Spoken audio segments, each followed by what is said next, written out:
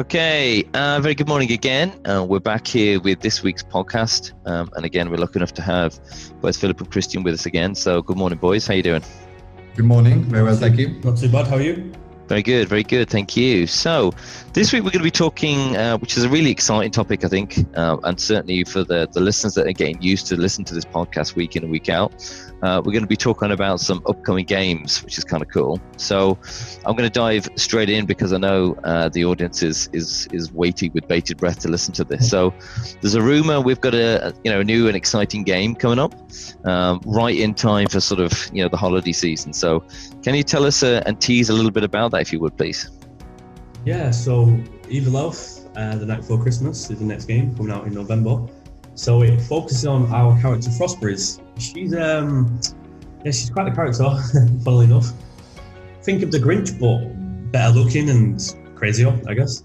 She hates her name because Frostberries is a really nice sounding name. She despises that, and it's one of her driving forces to wreck Christmas because she wants to mess with the elves, she wants to mess with her older brother, who we'll get into a bit more later, and she really just wants to cause chaos. She's not out to truly destroy Christmas, but she just wants to make mayhem, mischief, and have a laugh. That's her kind of arc.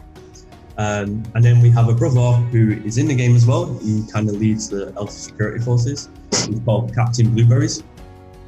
And he's a battle-hardened elven soldier, Operation Christmas every year, he leads it. And now his sister's causing all this chaos. He's like, okay, I'm going to capture you and you're going out to Alcatraz and I'm going to drag you there kicking and screaming. And Santa Claus is kind of battle-hardened. He doesn't look holly and jolly. He's got like a moustache and not a true beard, and he's been through too many Christmases. He's battle-hardened. He doesn't really care. He just does it every year because it's his job. Otherwise, he's like, So he's not too crazy about capturing Frostberries, but it's more of a brother driving kind of that through. Very, very cool. So tell me what sort of inspired you to create this, not so Merry Christmas type of game? So we had a chat internally with Arcadium, and with everything that's happened this year, we thought that, maybe we'll change it a bit around. With all these Christmas games are normally all Jingle Bells, Merry, Merry. With the year we've had this year, we thought, why not put a different twist on it? Because it's not a so Merry Christmas, just to make some fun of and bring the joy out of where we can see the joy of the bad year we had. Mm-hmm. So we decided to make a very different game compared to what other studios are doing for Christmas. As Philip mentioned, the characters are battle hardened, it's a completely different holiday feeling, but you still have that holiday feel. There's a bit of enjoyment when you follow Frostberries on her story. And with kind of Frostberries as well, so we've not really talked about this before, but Frostberries is going to feature in 2 more games itself with Captain Blueberries. And there's actually 2 characters in the future that are not in this game, but will have their own standalone games that will feature in Frostberries in future titles, and they're mythological beings as well. And it's going to just... Alcatraz is a thing, so it's real. Just get ready for that. So you're going to be seeing Frostberries again, and she's going to be causing more chaos, because that's a thing. But she's going to have some friends along this time. So it's not just this one game for us. We see these characters as real. We want to progress their story, and we've already discussed what we're going to do in the future. So that's why we're so excited about this game, because we know what's coming as well. So I'm really looking forward to it. So what are the sort of relationships between these characters, and why did you feel that you can take these characters now and sort of build out a longer story? Well, at first I designed Frostberries.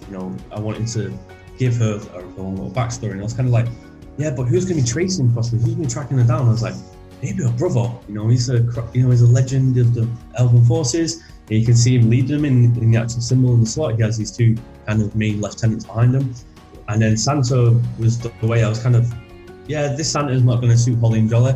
He's going to be a battle-hardened, he's going to have a moustache, he's going to look kind of sinister. He's got scars on his face, he's been through a lot of Christmases, and he doesn't really care that Frostberries is doing this because he's like, maybe I'll get a year off.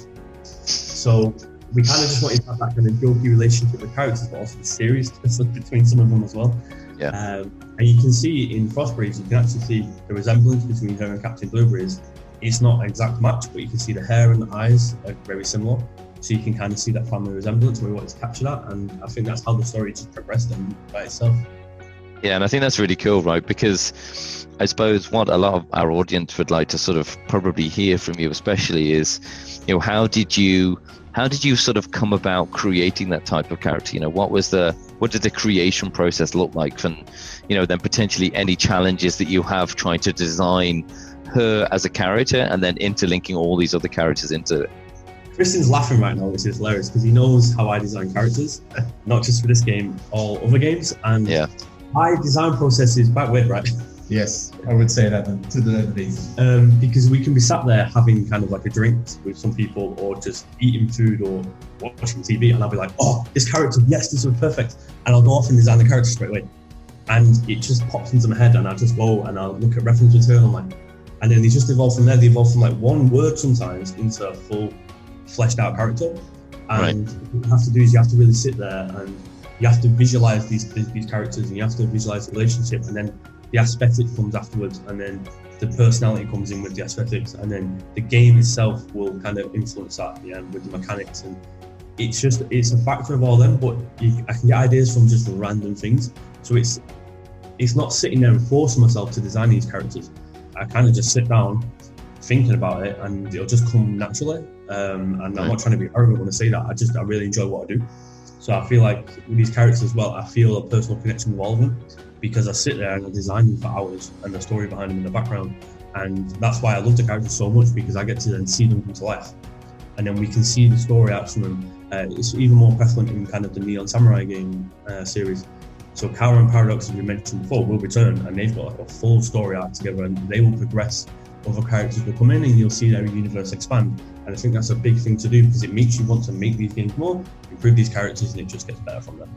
Yeah, I know you've already mentioned it already, but the sort of the badass Santa Claus that we've got is not like the usual Santa Claus with his big belly and his big fluffy beard. So, what was the sort of reasoning to change him as a total character and almost flip this, cuddly and soft and, inviting character completely on its head and put something else out there instead? Well, we were discussing internally, because at this point we had Frostberries and Captain Blueberries kind of came into into reality, and at that point we were deciding if Captain Blueberry should be related to Frostberries, and it works really well. And then we were thinking about Santa Claus, and I was kind of thinking Holly and Jolly doesn't really suit the personalities that we've got in this. And I was thinking, maybe if we make like a really battle-hardened Santa Claus, because every time you see anything in social media or animation or video games, every time you see a Santa Claus who's against the norm, it's actually really cool. Yeah. So then that's how this Santa Claus came about, and then we started designing him, and we purposely made him in the concept art that we will show at some point. The three versions of Santa Claus, and this Santa Claus just fits so well. The moustache, the kind of scars, you can tell he's been through the wars.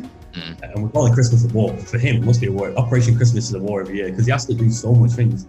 And we have characters in the future that actually try to attack Santa Claus while he's trying to deliver the presents every year. So we'll explore that in more games, but that's why Captain Blueberries and his team are battle-hardened veterans as well. They fight against these forces. And then now we've got this internal character, Frostberries, who's just messing around. So that's how it kind of came about. We started thinking about the story in the future as well, so we can show this. Yeah, because that's cool, because that leads on to another question, because it's kind of cool over the last number of weeks that we've been able to sort of, drop a couple of hints and all that sort of stuff to our audience, very much about the fact that these aren't just going to be standalone games. They are going to be series of games over the next couple of years. They can, get used to seeing this character in other situations and other scenarios. So how do you see sort of the Evil Elf story and vision for the story and the characters evolving into the future in future games?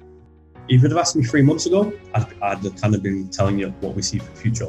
But I don't have to anymore, because we've already done it. I've got the next. So in the Frostberries kind of arc or saga of what we call it, Frostberries is going to feature in 3 more games. And then we have the 2 standalone games which are going to feature 2 characters separately. And they're going to appear in the next Frostberries game, and then they'll appear in the last Frostberries game. So we've already fully designed that story and the mechanics that provide these games, and they are planned for the future. Yep. So I don't have to be able to see the vision, because that might evolve, because it's already for us. Obviously, we're not going to drop loads of hints, but expect Alpha Traz for sure, and then expect some wacky, chaotic ones in the last game. Cool. let's just say there's going to be a little war in the last one, and you'll be surprised about who's going to be and who's in this war and what sides people are going to take. So I feel like it's going to be like a cool game. I suppose for me, and again the audience as well, really, you've talked so much and in depth, and you've definitely almost have like this sort of love for the characters because you spent so much time, creating not just the character itself, but the backstory and all that sort of stuff. So, how do you think that impacts, by having such a well-developed, character and story? How do you think that actually impacts the actual experience for the user itself? What I think we should do is not talk about kind of Evolve, because we've been discussing it quite a lot on the characters there. We have a game coming out next year in March called Starfang, and that features 2 kind of brand new characters that we'll see in other like kind of a series as well. The Knight Aiden and the Dragon Witch Morrigan. And they're fighting in Starfang together because Camelot's burning down, Aiden's fighting Morrigan, and it's like kind of that real strong rivalry that lasts thousands of years between these 2. And Aiden evolves from being just a dutiful knight to being kind of a disheveled knight a few thousand later because he's been living for so long and he's kind of depressed. But you'll see that in the game because he'll get like more darker. However, the way it impacts on our game industry or the casino industry, whatever you want to call it these days, it's the players will see a story, and in video games and movies and TV shows, we always get the story, and it allows people to get invested. And we want people to be invested in their entertainment they're paying for, because they are paying to play slots at the end of the day. They can win, they can lose. Great, so if they win and if they lose, maybe they'll win another day. But we want to provide that entertainment factor to it as well, because that's what it is. And the story helps us do that. The artwork, the sounds, the game itself, and then these characters that will progress gives them entertainment. And that's what we want to provide. And that's where we see the impact coming from the players actually enjoying the experience. Awesome. Okay, well, that's all the questions I have this week. So, as always, pleasure chatting to you. Thanks very much for taking the time. And we'll look forward to catching up on next week's podcast. Thank you very much. Take care. Thanks, guys. Take care. Speak to you again.